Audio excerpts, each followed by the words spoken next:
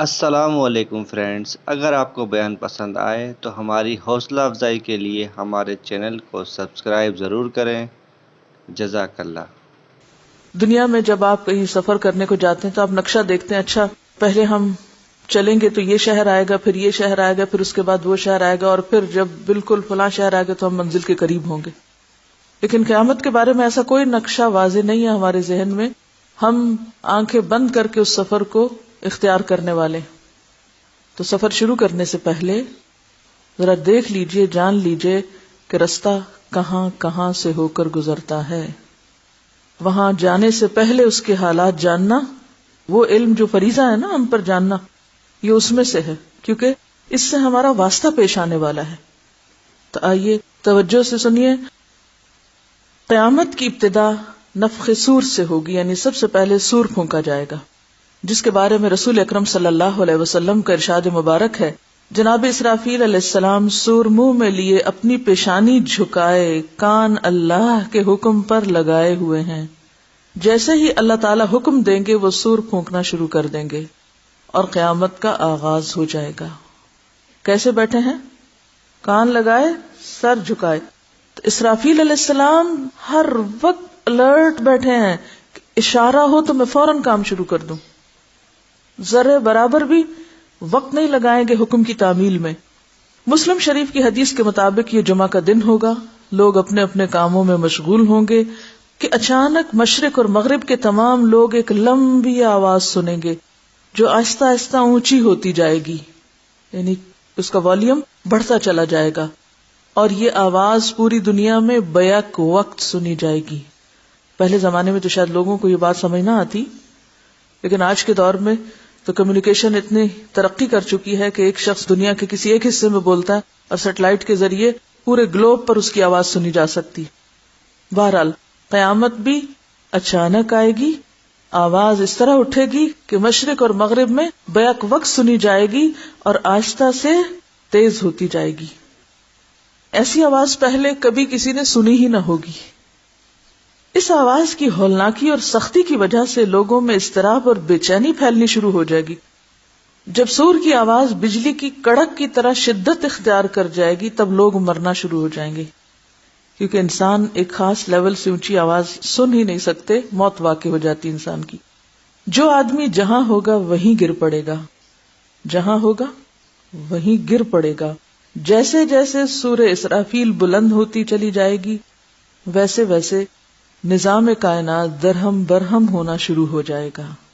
صرف زمین نہیں، باقی ستاروں، سیاروں، گیلیکسیز، سٹارز، ان سب تک یہ آواز جائے گی اور سب کا نظام درہم برہم ہوگا۔ زمین آندھی میں ہچکولے کھانے والی قندیل کی طرح زلزلوں کی زد میں آ جائے گی۔ جیسے چراغ جلتا ہے نا تو اس کا جو شعلہ ہوتا ہے، ہوا چلے تو شعلے کو کیا ہوتا ہے؟ خوب ہلتا ہے۔ تو زمین بھی اس طرح ہچکولے کھائے گی، پوری زمین۔ پہاڑ گرد و غبار بن کر اڑنے لگیں گے، سمندروں میں آگ بھڑک اٹھے گی، آسمان پھٹ جائے گا، سورج، چاند اور ستارے بے نور ہو جائیں گے، تمام ذی روح مخلوق، انسان، جن اور فرشتے فنا ہو جائیں گے، حتیٰ کہ ملک الموت بھی اپنی روح اللہ تعالی کے حوالے کر دیں گے۔ ہر جاندار اور غیر جاندار چیز فنا ہو جائے گی، صرف ایک اللہ وحدہ لا شریک کی ذات ذوالجلال والاکرام باقی رہ جائے گی، اور اللہ سبحانہ وتعالی کا یہ ارشاد مبارک پورا ہو جائے گا، کل من علیہا فان ویبقى وجہ ربک ذو الجلال والاکرام۔ ہر چیز جو اس زمین پر ہے فنا ہونے والی ہے اور صرف تیرے رب ذوالجلال والاکرام کی ذات ہی باقی رہنے والی ہے۔ جب ہر چیز فنا ہو جائے گی تو اللہ تعالیٰ اعلان فرمائیں گے، این الجبارون این المتکبرون لمن الملک اليوم۔ دنیا میں جبار بننے والے کہاں ہیں؟ دنیا میں بڑے بننے والے کہاں ہیں؟ آج کے روز بادشاہت کس کی ہے؟ کوئی جواب نہ دے گا۔ طویل سناٹے کے بعد اللہ سبحانہ وتعالی خود ہی اس سوال کا جواب ارشاد فرمائیں گے، للہ الواحد القہار۔ یہی معنی ہے واحد کا کہ صرف وہ باقی ہوگا، باقی سب فنا ہو چکے ہوں گے۔ آج کے روز بادشاہی صرف ایک اللہ قہار کی ہے۔ مسلم شریف کی حدیث کے الفاظ یوں ہیں، انا الملک این الجبارون المتکبرون، میں ہوں بادشاہ، کہاں ہے دنیا کے جبار اور متکبر؟ ایک طویل مدت جس کا علم اللہ سبحانہ وتعالی کو ہے سکوت اور سناٹے میں گزر جائے گی، خاموشی، پن ڈراپ سائلنس. پھر جب اللہ تعالیٰ چاہیں گے نئے سرے سے آسمان، زمین اور فرشتوں کو پیدا فرمائیں گے. نئی زمین میں عمارتوں، درختوں، پہاڑوں اور سمندروں کا نام نشان تک نہیں ہوگا، بلکہ وہ سفید، ہموار اور چٹیل میدان ہوگی جو اپنے رب کے نور سے خوب روشن ہو جائے گی، بالکل سفید شیٹ کی طرح، اسٹریٹ، ہموار اور چمکدار. انسانوں کو دوبارہ پیدا کرنے کے لیے آسمان سے ایک بارش نازل ہوگی جس کے نتیجے میں ہر انسان کی ریڑھ کی ہڈی سے پورا انسانی ڈھانچہ تیار ہو جائے گا. یعنی ریڑھ کی ہڈی اسی طرح گرو کرنے لگے گی جیسے ایک بیج گرو کرتا ہے. ایک بیج سے پورا درخت بنتا ہے نا، اسی طرح ریڑھ کی ہڈی سے پورا جسم دوبارہ گرو کر جائے گا اور اس پر گوشت پوست بھی چڑھا دیا جائے گا. اس کے بعد جناب اسرافیل علیہ السلام کو دوسری مرتبہ سور پھونکنے کا حکم دیا جائے گا اور تمام انسان ننگے پاؤں، ننگے بدن اور بے ختنہ اٹھ کھڑے ہوں گے. کسی کے پاس کوئی لباس نہ ہوگا، جس طرح ماں کے پیٹ سے پیدا ہوئے تھے. حضرت عائشہ کو جب یہ بات پتہ چلی تو انہوں نے کہا کہ ہائے، ہمارے لباس نہیں ہوگا، پھر لوگ ہمیں دیکھیں گے نہیں. فرمایا کوئی کسی کو نہیں دیکھے گا، ہر ایک کے اوپر ایسی مصیبت آئی ہوگی، لِكُلِّ امْرِئٍ مِّنْهُمْ يَوْمَئِذٍ شَأْنٌ يُغْنِيهِ، کہ وہ اسے دوسرے سے بے نیاز کر دے گی، اس کی اپنی حالت ایسی افراتفری ہوگی. اور اللہ تعالیٰ کا یہ فرمان بھی پورا ہو جائے گا، وَلَقَدْ جِئْتُمُونَا فُرَادَا كَمَا خَلَقْنَاكُمْ أَوَّلَ مَرَّةٍ، تم لوگ اکیلے اکیلے ہمارے پاس حاضر ہوگے جس طرح ہم نے تمہیں پہلی مرتبہ پیدا کیا تھا. اب وہاں ہر شخص اکیلا ہو جائے گا، حالانکہ لوگوں کا ایک جمع غفیر ہوگا. اولین و آخرین جمع ہوں گے، اس کے باوجود انسان تنہا ہوگا. سب سے پہلے رسول اکرم صلی اللہ علیہ وسلم اپنی قبر مبارک سے اٹھیں گے، پھر حضرت عیسیٰ علیہ السلام اور دیگر انبیاء کرام، شہداء، صلحاء، فضلاء اور اہل ایمان اٹھیں گے، پھر فساق، فجار اور پھر کفار و مشرکین. واللہ اعلم بالصواب. قبروں سے کافر، مشرک، فاسق اور فاجر لوگ اپنے اپنے اعمال کے مطابق اٹھیں گے. یعنی جب لوگ اٹھ رہے ہوں گے بغیر لباس کے تو ان کا حال کیا ہوگا؟ ہر شخص اپنے اعمال کے رنگ میں رنگا ہوا ہوگا. کوئی اندھا جو دنیا میں اندھا بن کے رہا، بغیر سوچے سمجھے زندگی بسر کی، کوئی بہرا جس نے حق سنا ہی نہیں یہاں، کوئی لنگڑا، کوئی چیونٹی کی شکل میں جو متکبر ہوں گے، کوئی سر کے بال اٹھے گا، یعنی سر نیچے ٹانگے اوپر. کافر اس غیر متوقع زندگی کے مناظر دیکھ کر شدید خوف اور دہشت کی کیفیت میں مبتلا ہوں گے کہ یہ کیا. آپ ذرا سوچئے کہ اگر یکایک ایسا سین آپ کو نظر آئے تو حال کیا ہوگا کہ یہ کیا ہو رہا ہے. آنکھیں پتھرائی ہوئی ہوں گی، دل کانپ رہے ہوں گے، کلیجے منہ کو آئے ہوں گے. کوئی غم گسار اور مددگار نہ ہوگا، نہ ہی کوئی کسی دوسرے کی طرف دیکھنے یا دھیان دینے والا ہوگا. اہل ایمان بھی اپنے اپنے ایمان اور اعمال کے مطابق قبروں سے اٹھیں گے. شہید اپنی شہادت کے تازہ بہتے ہوئے خون کے ساتھ اٹھے گا. حالت احرام میں فوت ہونے والا حاجی تلبیہ پکارتے ہوئے اٹھے گا، لبیک اللہم لبیک کہتے ہوئے اٹھے گا. اہل ایمان کے لیے دوبارہ زندگی خلاف توقع نہیں ہوگی. ان کو پتا ہوگا کہ یہ ہمیں بتایا جا چکا ہے، ایسا تو ہونا ہی تھا. لہٰذا ان پر خوف اور دہشت کی وہ کیفیت طاری نہیں ہوگی جو کفار اور مشرکین پر ہوگی، کیونکہ ان کے لیے سب کچھ ان ایکسپیکٹڈ ہوگا. انہوں نے کبھی زندگی میں سوچا ہی نہیں، انہیں پتہ ہی نہیں تھا کہ یہ بھی ہونا ہے. تو قصوروار کون ہے؟ جن کے پاس یہ ساری معلومات ہیں اور وہ ان تک نہیں پہنچاتے. قبروں سے اٹھتے ہی ہر انسان پر 2 فرشتے مقرر کر دیے جائیں گے. اب آپ سوچئے کہ اٹھا ہوا شخص نمبر 1 اپنے عمل کے مطابق ہے، نمبر 2 بے لباس ہے، نمبر 3 دل کی کیفیت بھی عمل کے مطابق ہے، اور پھر ابھی اٹھ کے کھڑا نہیں ہوا کہ 2 فرشتوں نے آ پکڑا جو اسے میدان حشر میں پہنچا دیں گے. یاد رہے ملک شام کا علاقہ میدان حشر ہوگا. لوگوں کو اپنی اپنی قبروں سے اٹھ کے وہیں پہنچنا ہوگا. کوئی کہیں بھی مرا ہوگا، دفن ہوگا، وہاں سے سب چل کے وہاں پہنچیں گے. کفار میں سے جو لوگ اپنی قبروں سے اندھے اٹھیں گے وہ ٹھوکریں کھاتے، گرتے، پڑتے وہاں پہنچیں گے. جو لوگ چیونٹیوں کے جسم میں اٹھیں گے وہ لوگوں کے پاؤں تلے روندے اور کچلے جا رہے ہوں گے. جو سر کے بل اٹھیں گے وہ انتہائی ذلت اور رسوائی کے ساتھ یہ سفر طے کریں گے. بعض کافروں کو آگ ہانک کر میدان حشر میں لے جائے گی. کافر جہاں کہیں تھک کر رکیں گے آگ بھی رک جائے گی، جہاں چلیں گے آگ بھی ان کے ساتھ چلنا شروع کر دے گی. اب آپ خود سوچیں کہ آپ چل رہے ہوں اور پیچھے سے ایسی کوئی بلا آ رہی ہو تو کیسے رک سکتے ہیں؟ اہل ایمان بھی اپنے اپنے عقائد اور اعمال کے مطابق حشر میں پہنچیں گے. بعض لوگ پیدل پہنچیں گے، چل چل کے پیدل پہنچیں گے. بعض لوگ اونٹوں پہ سوار ہوں گے، کسی اونٹ پر ایک، کسی پہ دو، کسی پہ چار، حتیٰ کہ 10 آدمی بھی ایک اونٹ پہ سوار ہوں گے. ساری مخلوق چپ چاپ دم سادے ایک ہی ڈائریکشن پہ جا رہی ہوگی. کسی کو اونچی سانس لینے کی مجال نہ ہوگی کہ وہ ہا کر کے اپنے اندر کا غبار ہی نکال سکے. نہیں، اتنا خوف ہوگا. ہر آدمی کو احساس ہوگا کہ آج امتحان زندگی کا نتیجہ نکلنے والا ہے، آج میرا رزلٹ میرے سامنے آ رہا ہے، جو کچھ میں اب تک کرتا رہا. جب ساری مخلوق میدان حشر میں پہنچ جائے گی تو اعلان کیا جائے گا وَامْتَازُوا الْيَوْمَ أَيُّهَا الْمُجْرِمُونَ، مجرموں آج کے روز تم نیک لوگوں سے الگ ہو جاؤ، الگ الگ ہو جاؤ. پہلے سب اکٹھے ہوں گے، پھر سب کو الگ کر دیا جائے گا. سب لوگ الگ الگ گروہوں میں تقسیم کر دیے جائیں گے. غرضے کے میدان حشر میں اہل ایمان کی جائے قیام الگ ہوگی، کافروں، مشرکوں، منافقوں، فاسقوں اور فاجروں کا ٹھکانہ الگ الگ الگ. وَامْتَازُوا الْيَوْمَ أَيُّهَا الْمُجْرِمُونَ. میدان حشر میں لوگ ننگے پاؤں اور ننگے بدن ہوں گے. سورج 1 میل کے فاصلے سے آگ برسا رہا ہوگا، سورج قریب آ جائے گا. زمین دہک رہی ہوگی، جسم سورج کی آگ میں جل رہے ہوں گے. زمین پر پاؤں رکھنے مشکل ہوں گے. تپتی دھوپ میں پاؤں رکھنا کتنا مشکل ہوتا ہے زمین پہ. دور دور تک کہیں سایہ نظر نہ آئے گا. لوگ اپنے اپنے عقائد اور اعمال کے مطابق پسینے میں شرابور ہوں گے. کسی کو ٹخنوں تک، کسی کو پنڈلی تک، کسی کو گھٹنوں تک، کسی کو زانوں تک، کسی کو کمر تک پسینہ آیا ہوگا. کوئی سینہ اور گردن تک پسینے میں ڈوبا ہوگا، سینے اور گردن تک پسینے میں. کفار اور مشرکین کو منہ میں پسینے کی لگام آئی ہوگی، یعنی منہ تک آ رہا ہوگا.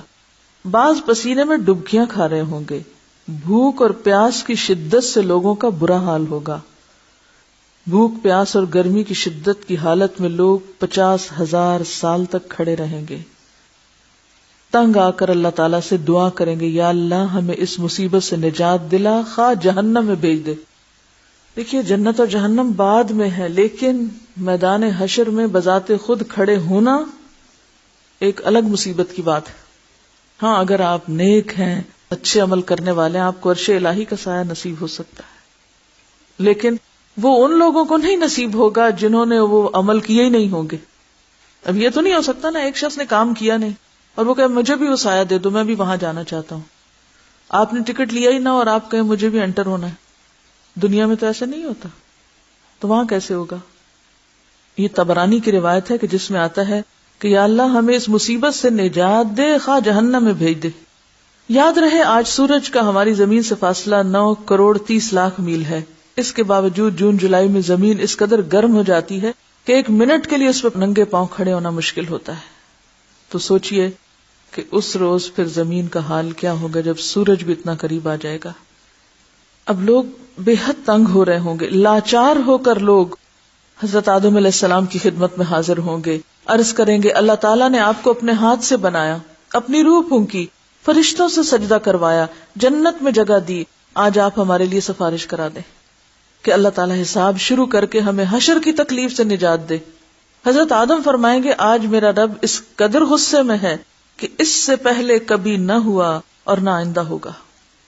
تو سب سے زیادہ غضبناک اللہ تعالیٰ کس دن ہوں گے؟ حشر کے دن. نہ اس سے پہلے کبھی اور نہ اس کے بعد. وہ کہیں گے مجھ سے جنت میں اللہ تعالیٰ کی نافرمانی ہو گئی تھی، جس کی وجہ سے مجھے اپنی جان کی فکر ہے، لہٰذا میں سفارش نہیں کر سکتا. تم لوگ نوح علیہ السلام کے پاس چلے جاؤ. وہ نوح علیہ السلام کی خدمت میں حاضر ہوں گے اور اپنا مدعا بیان کریں گے. نوح علیہ السلام بھی یہی کہیں گے آج میرا رب اتنے غصے میں ہے کہ اس سے پہلے کبھی اتنا غصہ میں نہ آیا اور نہ اس کے بعد آئے گا. میں نے دنیا میں اپنی قوم کے لیے بد دعا کی تھی جس کے نتیجے میں وہ ہلاک ہوئی. آج مجھے اپنی جان کی فکر ہے, میں سفارش نہیں کر سکتا. تم ابراہیم خلیل اللہ کے پاس چلے جاؤ, وہ سفارش کریں گے. لوگ ابراہیم علیہ السلام کی خدمت میں حاضر ہوں گے اور عرض کریں گے, آپ اللہ کے نبی اور اس کے خلیل ہیں, اپنے رب کے حضور ہماری سفارش کرا دیں. آپ دیکھ رہے ہیں ہماری کیا حالت ہو رہی ہے.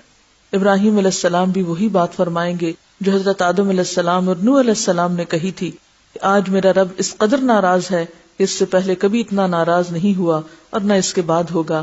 میں نے دنیا میں 3 جھوٹ بولے تھے جس کی وجہ سے آج مجھے اپنی جان کی فکر ہے, کہیں اللہ تعالیٰ باز پرس نہ کر لیں. لہٰذا تم لوگ موسیٰ علیہ السلام کے پاس چلے جاؤ. لوگ موسیٰ علیہ السلام کی خدمت میں حاضر ہوں گے اور عرض کریں گے, اللہ تعالیٰ نے آپ سے ہم کلام ہو کر سارے لوگوں پر آپ کو فضیلت دی. آپ دیکھ رہے ہیں ہماری کیا حالت ہو رہی ہے, آپ اپنے رب کے حضور ہماری سفارش کر دیں. موسیٰ علیہ السلام فرمائیں گے, آج تو میرا رب اس قدر غصے میں ہے کہ اس سے پہلے کبھی ہوا نہ بعد میں ہوگا.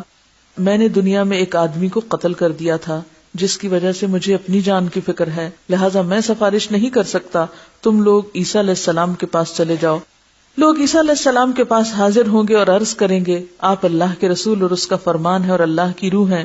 آپ دیکھ رہے ہیں ہماری کیا حالت ہو رہی ہے, اپنے رب سے ہمارے لیے سفارش کر دیں.